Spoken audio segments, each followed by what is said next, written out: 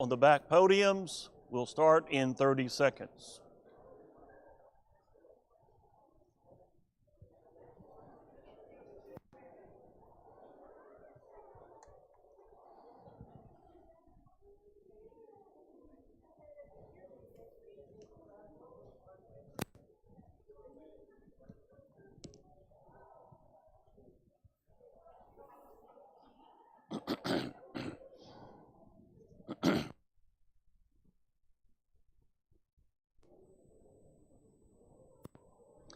And as the sign says, we say welcome to everybody. We are glad that you're here.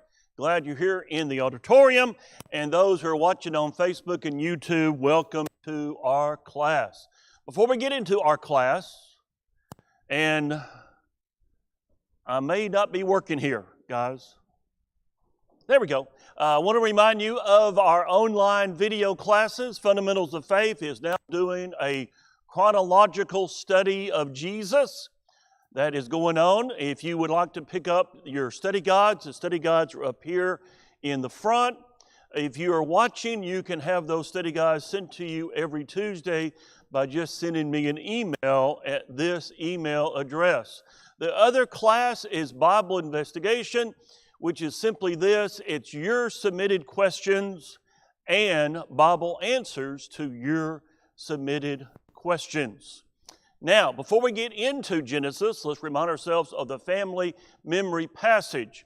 The elders are encouraging us to learn 52 key Bible passages this year alone. This one comes from James 1, verse 27. Pure and undefiled religion. The kind of religion that we want to have. The kind of religion that we want to practice. Pure and undefiled religion before God and the Father is this. Okay, James, tell us. To visit orphans and widows in their trouble, and to keep oneself unspotted from the world. Let's look at the first half of this verse today, and then we'll do the other one later. Visit orphans and widows. In the first century, it would be very difficult to find a group of people that were more helpless than orphans and widows. Orphans, no parents, no one to take care of them. Widows, it was difficult for a woman to support herself. And if her husband has died, and if her sons don't step up, she, once again, is at the mercy of the society. What is James telling us? James is telling us religion is more than just what you say. It's what you do. It's putting your religion into daily practice. It's helping those who need the most help, the people in need. For us today, we should look around and say, who in our society needs us the most? Who should we be trying to help the most? Religion, in God's mind, is more than words, it's actions. Now, don't forget your 5. So important. Don't forget your 5. And remember our 5 steps. Now the 5 is what? It's 5 people that you love who are not faithful Christians. If they die in their present condition, hell is their eternal destination. And we don't like to think of that. Look at step 2 again. Live for Jesus 24/7. They need to see Jesus not just in the Bible. They need to see it. They need to see Him in your life. Now, let's continue our study of Genesis, New Beginnings. As we've said before, to gain a better understanding of God, study Genesis. Because Genesis introduces us to the qualities of God, His grace, His mercy, His knowledge, His love. Let's review. We're in chapter 21, And chapter 21 is a pivotal chapter because in chapter 21, Isaac is born. And what happens in the family? Ishmael needs to be removed. Why? Because he is going to have a negative impact on Isaac. Sarah sees it, and God approves it. Yes, you need to send Sarah and Ishmael away. And after we leave here, in this story in chapter 21, we will only encounter Ishmael 2 more times. He and Isaac will bury Abraham, and then Moses will give us the family tree of Ishmael. And then the story of Ishmael ends. Because, you see, Ishmael is not important. He's not important to our story. I find it interesting because the Arab people of Saudi Arabia, they would like to say that they are direct descendants of Ishmael. The trouble is we can't trace it. Now, we mentioned that the Palestinians, we can trace their lineage back to the Philistines, and that's true. But when we try to trace the lineage of the Arab people back to Ishmael, we run into some roadblocks. There's some major gaps there, and we really don't know. We think that Ishmael's descendants are the Arab people, but to prove it, well, we really can't prove that. Now, let's go ahead and finish study number 112. Study number 112 is on your stands in the back. Hopefully you picked it up as you came in. Let's look at Genesis 21, 22 through 24. We did part of this Wednesday night, but let's go ahead and back up a little bit and then we'll continue. Verse 22. And it came to pass at that time, this is happening close to the time when Ishmael is removed from the family. It came to pass at that time that Abimelech and Phicol, the commander of his army, this is the Philistines, spoke to Abraham saying, God is with you in all that you do. How did Abimelech know that? You see, back in Genesis 15, when God tells Abraham, your descendants will return to this land after the iniquity of the Amorites, in other words, the Canaanite people, has been fulfilled. At this point in time, not all of the Canaanite people were just evil, as they will become. Abimelech has some moral ground. We saw that back in chapter 20. And Abimelech saw what God did for Abraham in chapter 20. So he says, God is with you in all that you do. Now therefore swear to me by God that you will not deal falsely. Who had dealt falsely with Abimelech? It was Abraham himself. He's the one that lied about his wife, Sarah. And that caused the problem that we saw in Genesis chapter 20. Swear to me by God that you will not deal falsely with me, with my offspring, not just with my generation, with future generations. Or with my posterity, even future down the road generations, but that according to the kindness that I've done to you. Hey, Abraham, remember what I gave you? Remember, Abraham, I said you could pick out the best land? You will do to me and to the land in which you have dwelt. And Abraham said, see, Abimelech has a lot of words to say to Abraham.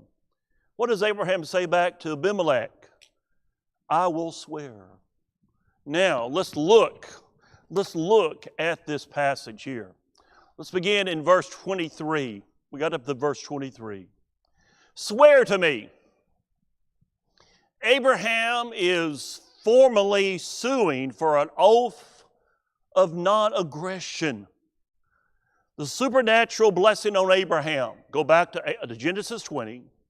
Even though Abraham was an alien shepherd in their minds, he's a new kid on the block. He's not like one of us.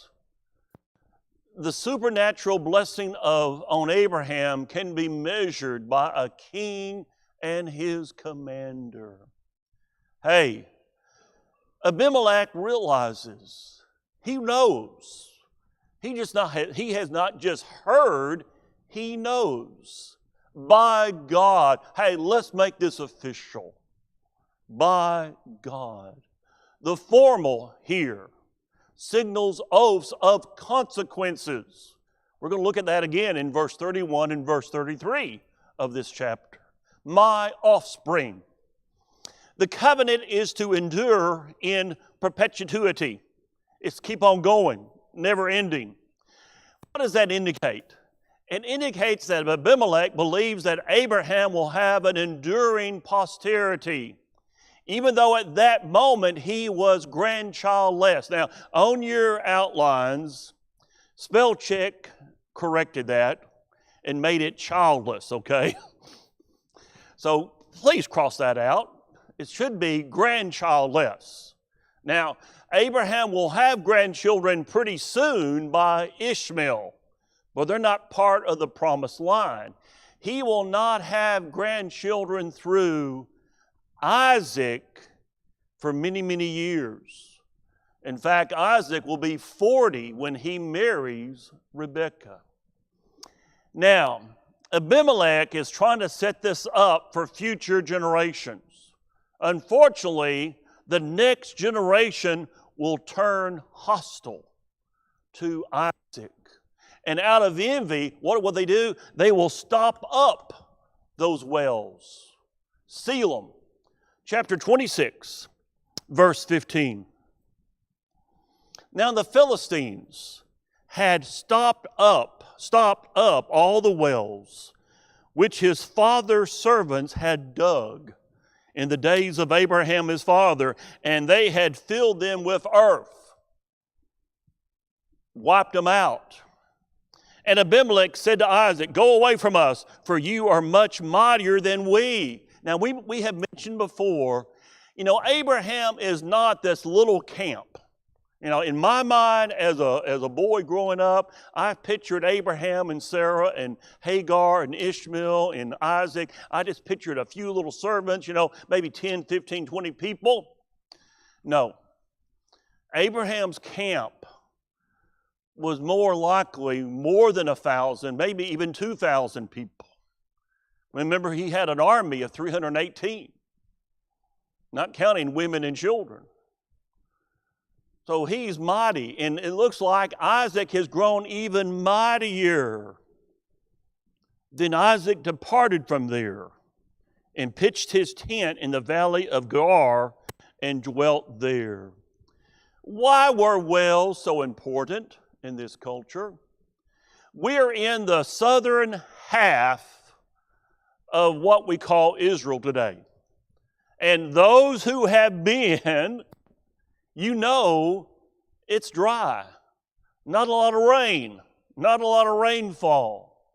You have these wadis that when rain comes up, the rain doesn't just naturally soak into the ground. It kind of flows, and you got these, we would call them creeks, okay? We'd call them creeks that are wet for a few days, but there's not a lot of water. So wells would be extremely important.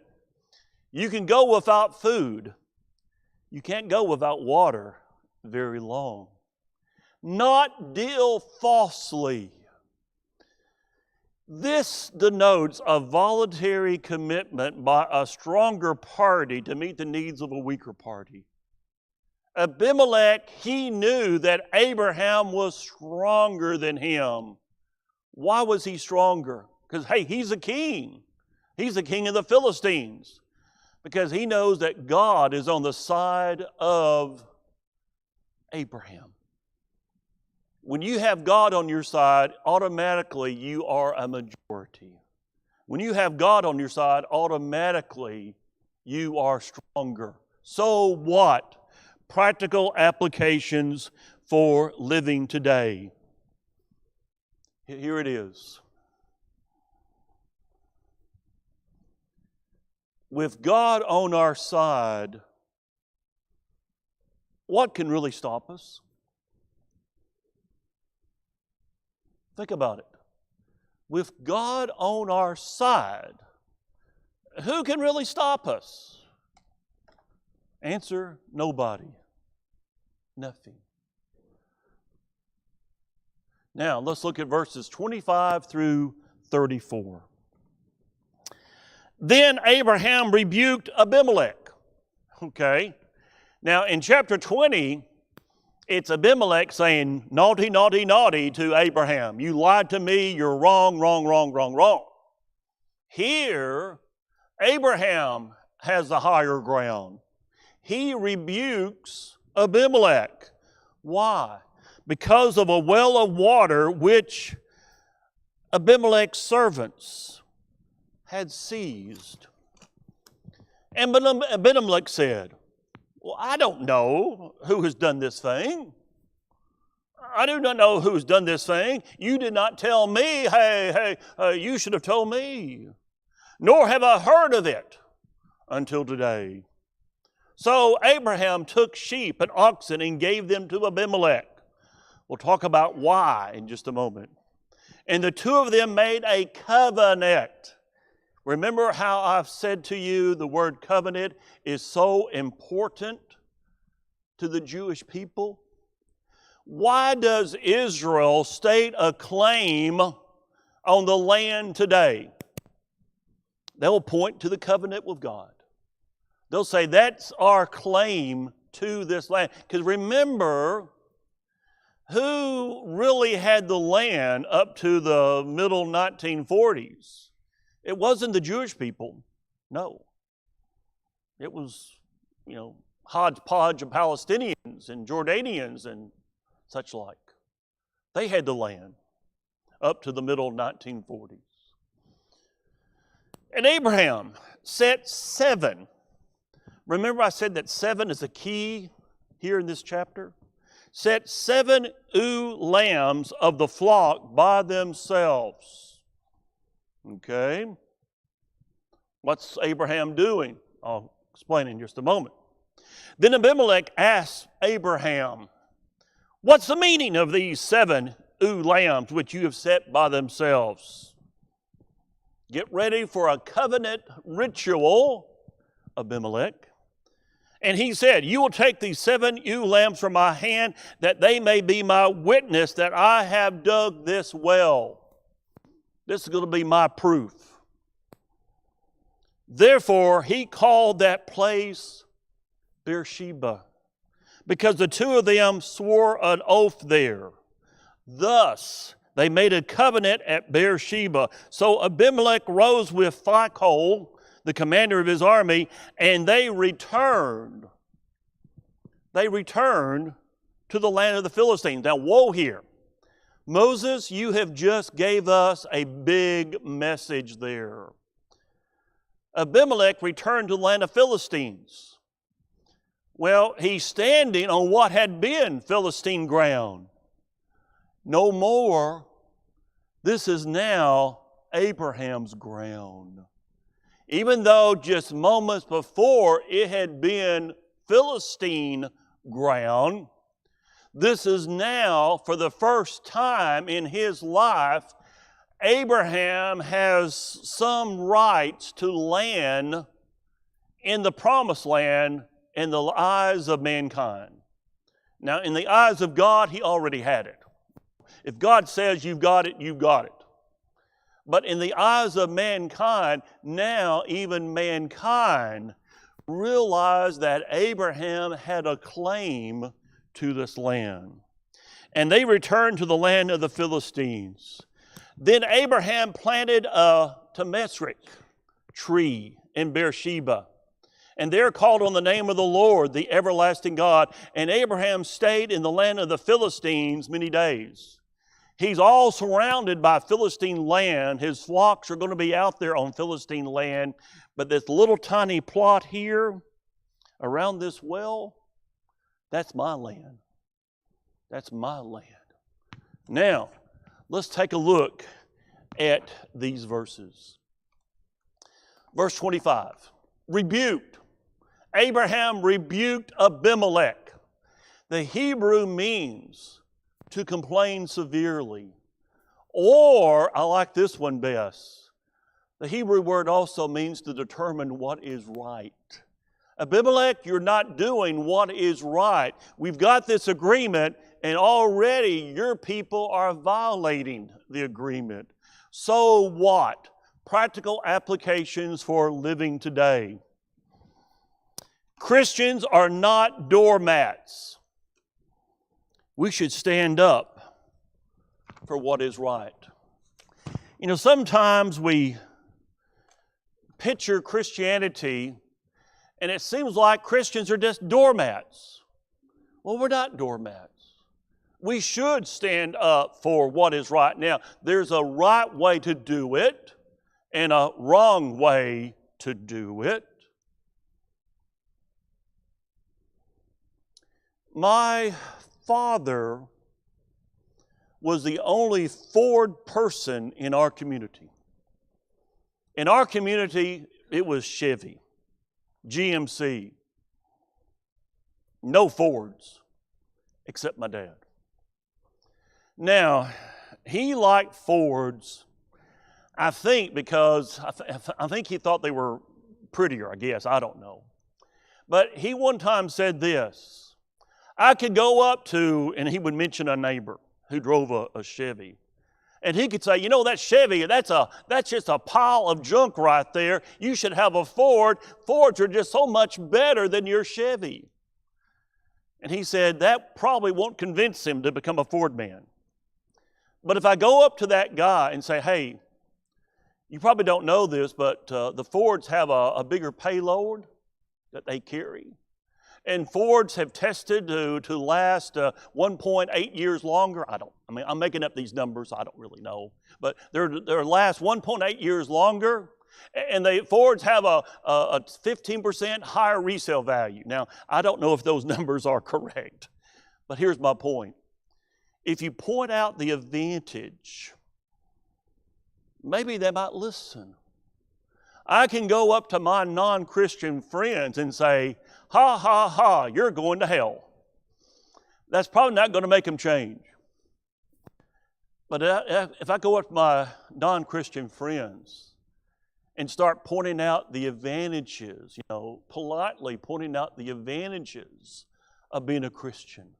I've got support, I've got love, I've got purpose in life. I can start naming all the advantages of being a Christian. Then they might listen. We're not to be doormats. We're to stand up for what is right, but we need to do it in a Christian way.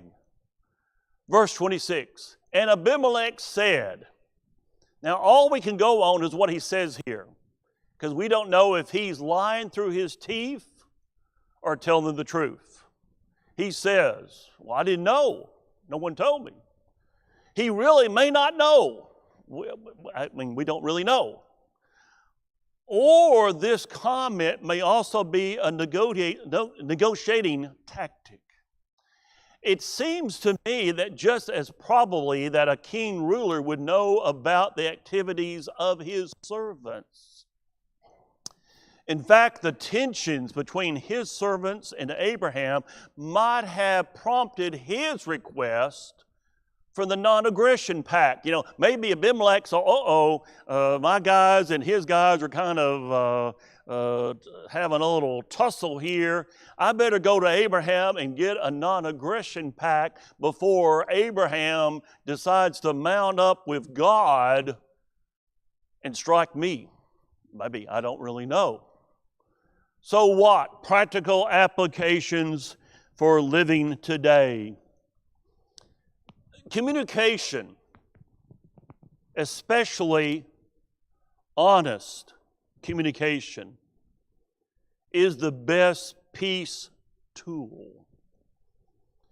In my marriage enrichment sessions, we learn how to share feelings and not accusations.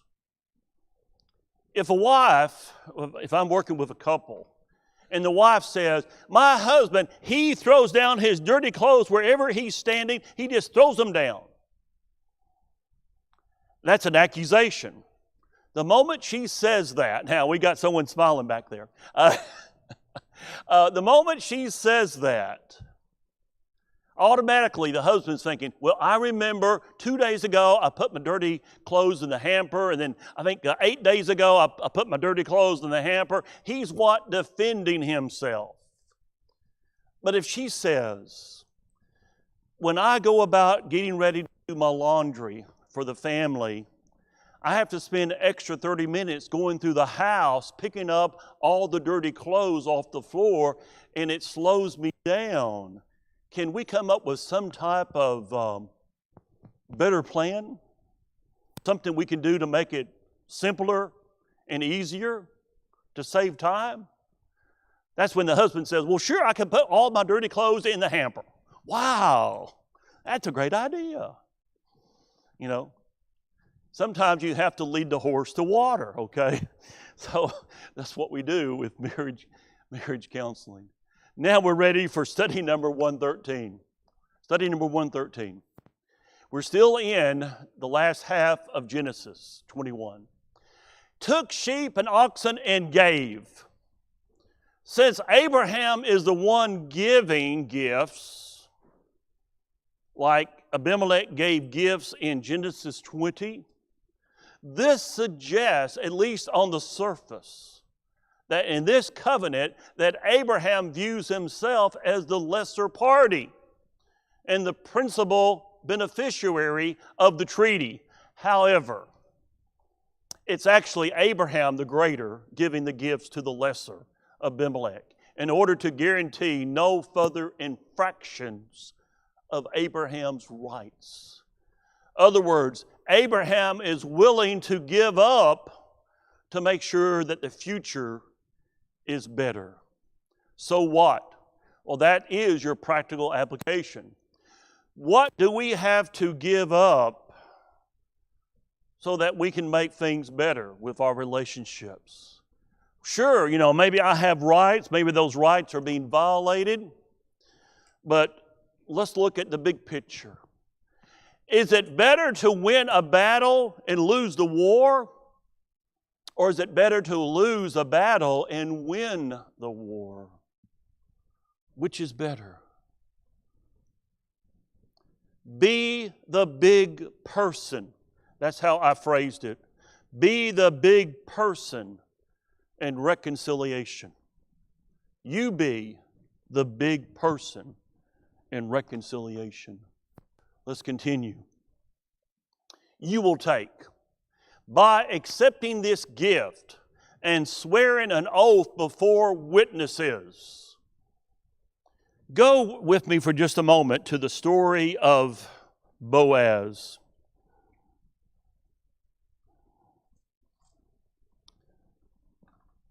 Over in Ruth, chapter 4. Boaz, Ruth chapter 4, verse 1. Now Boaz went to the gate and sat down there. That's where they had, the gate of the city was where they did their legal matters. And behold, the close relative of whom Boaz had spoken came by, the one who had first right of inheritance to the property. So Boaz said, come aside, friend, sit down here. So he came aside and sat down, and he took 10. What's he doing? He's grabbing witnesses. They go through. This close relative says, I don't want to claim the land. I don't want to do that. I don't want to marry Ruth. What does he do then? Verse 7. Now this was the custom in former times in Israel concerning redeeming and exchanging. To confirm anything, one man took off his sandal and gave it to the other. And this was a confirmation in Israel. That sounds to us kind of stupid. Here, let me give you my shoe as a token of our covenant, of our agreement. Well, that's what they did. Shoes were very important. People would not have that many shoes. Ladies, I'm sorry. You were limited on shoes back then. So giving up your shoe was a big thing. Here we are witnessing an oath between these two men. Abimelech is obliged to acknowledge Abraham's right to the well. If you accept these gifts, you are acknowledging that I've got a right to this well on this land. So what? Practical applications for living today. In church problem solving, take witnesses. Why did Jesus say, if you got a problem, if you can't work it out, you grab 2 or 3 and take them with you? Hey, witnesses, sit down and together the group may try to solve the problem, whatever the problem might be. Verse 31, Beersheba. Now, before we do this, I guess I probably need to say something about the 7 lambs, 7 ewe lambs. What was significant about the 7? 7 is perfection. 7 is completeness.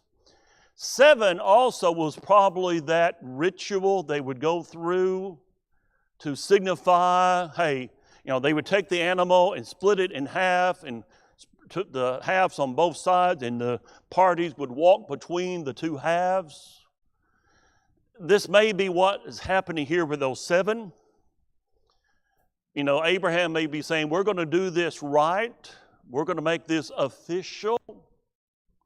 Now, verse 31, Beersheba. What does the name Beersheba mean? Well, the name means either well of oaths, take an oath, or well of 7. That's a pun on the key word itself. And we said the key word was the number 7 in chapter 31. The name bears witness to the treaty between 2 men and Abraham's right to the well. What would Beersheba end up being? It would end up being recognized as the southern border of Israel under David. They would talk about all the way from Dan in the north to Beersheba in the south. Swore. A verbal agreement of the covenant is not enough. It had to be ratified by an oath. Why? Because Abraham is dealing with people that were not God's people. In Deuteronomy chapter 7, God tells His people, don't make covenants, don't make treaties with the Canaanites. What happens? Well, you know the story. Joshua makes a treaty with the Gibeonites. They fool him, they trick him, they think that they've come from a long distance and they're not Canaanite people, when in reality they were just on the other side of the hill. It's not good to be linked up to people who are not God's people. It's not good to have your primary people around you not being Christians. One bad apple spoils the whole bunch. What happens if every apple is bad except one? Well, that one good apple goes bad really quickly. We need Christian friends, Christian relationships in our lives. So what? Practical applications for living today. Our word should be our bond. Our word should be our bond. In my life, I have only known one Jewish family well. Their last name is actually Israel. And they are Hasidic Jews. That's the guys that wear the little hats and the long robes and the little curly cues coming down. They are very conservative people. They work in the jewelry industry.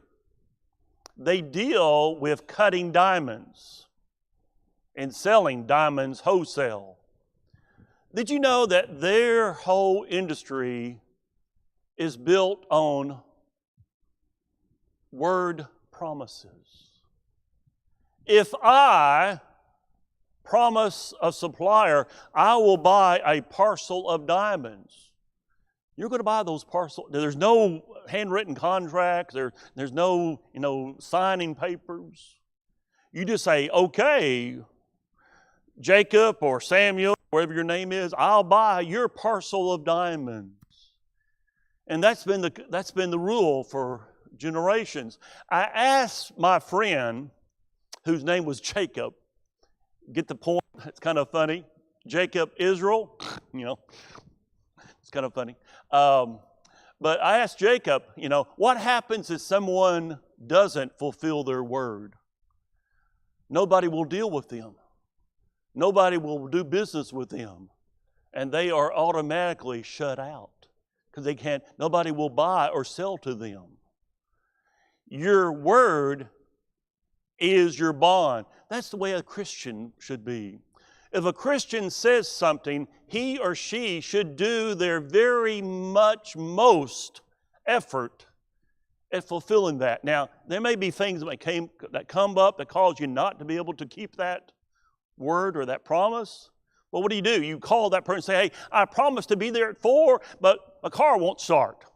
It's going to be 5 or 5:30 or 6 before I can make it.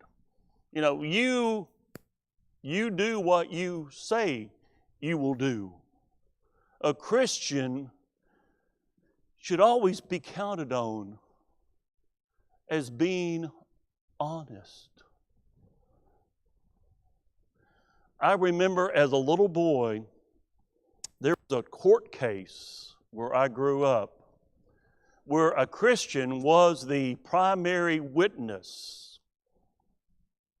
The jury turned a conviction solely based on that one Christian's evidence, that one Christian's testimony. Why? Well, everyone knows he's a Christian. He would never lie. He's true. He's blue. He's true. He's always been honest. And they believed him completely. And the guy was convicted because of that one testimony. Verse 32, the Philistines. Go back to Genesis 10:14 for just a moment. That's where you have the Philistines first introduced. Why is this important? For many years, so-called experts said the Bible has to be wrong. The Bible has to be wrong. It talks about the Philistines, and we know the Philistines did not come into existence until, many hundred years later. You just give archaeologists enough time, and they will prove the Bible correct.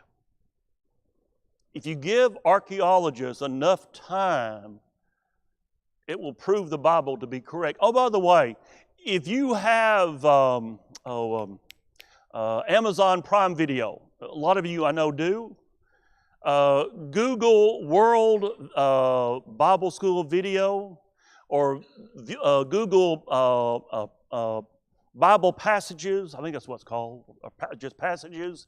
That's John Moore and a lot of other guys. That's them taking you on a trip to the Holy Lands, okay? Wonderful videos. I would endorse them completely. John, his son, there's several others that work with him on that with World Bible School. And it's right there. It's got like 2 or 3 seasons of it on Prime Video, and you can watch it. And I've downloaded it for my grandchildren to watch, and it's really good. Here's what we found. We found proof of the Philistines way before what the scientists were initially saying. Once again, the Bible is correct. Who would have thought? The Bible is correct. Yeah, the Philistines were there. Now, this was an early batch of them, that's true, but they were the Philistines. Most of that is documented by their pottery. You trace people often through their style of pottery. And we found pottery dating back to this time period that is Philistine in nature. They were there. And guess where it was found? In the southern part of Israel. That's exactly where God's word said it would be. Ding, ding, ding, God wins again.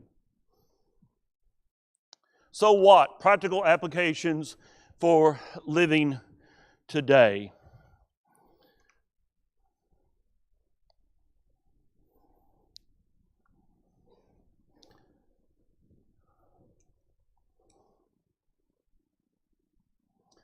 We should always believe the Bible, even when mankind says no. How were the currents of the ocean discovered? By a man who looked at the Bible and said, the Bible talks about it, must be there, I'll go out and find them. What was one of the reasons, not the only reason, but what was one of the reasons why our president, George Washington, died? There was many reasons, but what was one? Well, they bled him to death. Leeches. Why? They thought that blood was bad. Get that blood out of that person. The Bible says the blood is the lifeline of the body. Believe the Bible. The Bible is always correct. Abraham plants a tree. Trees in this area are not common, as those who have been there, you don't see that many trees. The planting of this small tree probably serves as a landmark. People, Abraham's descendants could point to the tree and say, hey, here's what God did for us. It's a landmark. It's also a pledge that Abraham will stay in the land. Now, actually, Abraham's going to move away here, and he'll come back near the end of Genesis 22. But he comes back. And I think perhaps it's a symbol of God's shading presence, His protection upon Abraham, that God would always be there for him. Called on the name. Go back to Genesis 12:8. Genesis 12:8. And he moved from there to the mountain east of Bethel, and he pitched his tent with Bethel on the west and Ai on the east. There he built an altar to the Lord and called on the name of the Lord. What was the trademark of Abraham when he came into the promised land? He called upon the name. The call upon the name is more than just saying, hey, Tom, hey, Rick, hey, Lynn. It's more than just saying the name. It's bringing honor to the name. It's worshiping the name. It's worshiping God. What is Abraham doing? He is worshiping God. I like Abraham. Yeah, Abraham lied. He had that thing about lying. But hey, in heaven, I'd be glad to have Abraham as my next door neighbor, okay? I'd like to have Abraham right next door. Everlasting God. Ooh, everlasting God. We have, depending on how you count them, and there's various ways of counting them, we have approximately 99 names for God in the Old Testament. This is one of those names, okay? We've encountered different names so far. Even Hagar gave God a name. As on other occasions, Abraham refers to God by a name appropriate to his particular deeds. The well at Beersheba symbolizes life for Abraham's posterity for everlasting. Never quitting. Always there. So what? Practical applications for living today. We need to put down spiritual roots. In the same way that Abraham is putting down a tree here, we need to have firm spiritual roots. I knew a man that worshiped at 13 congregations. Yeah, you heard me right. One Sunday he'd go here, the next Sunday he'd go there, the next Sunday here, the next Sunday there, the next Sunday there. He would just visit them all. Trouble is, he didn't really develop good spiritual roots. He really didn't have a... Thank you so much. You just got 2 minutes left to go to give me some questions, so please text those questions into me. He never would develop good spiritual roots. He missed that. Stayed here. The Hebrew here is translated elsewhere as he stayed for a while. This is, Abraham is still an alien. He's not a Philistine. He's still a pilgrim. But he is now granted a settled place to call home. So what? Your last one here. God's promise will come on His own time schedule. Abraham's family will eventually inherit everything. Okay, now we're ready for the next part. We'll do that at the next class. Let's go ahead and look at your questions. And I don't have any questions from any of you. So what we'll do is our next class, we'll be looking at a review of what we've covered. We'll do a review, and then we'll get into chapter 22. Chapter 22, God says, go and sacrifice Isaac. God, how can you do that? You just gave him Isaac, and now you're saying sacrifice him? We'll look at that in our next class. You are dismissed. We've got about 2 minutes. Don't bother the children's classes, please. And you are dismissed. Thank you.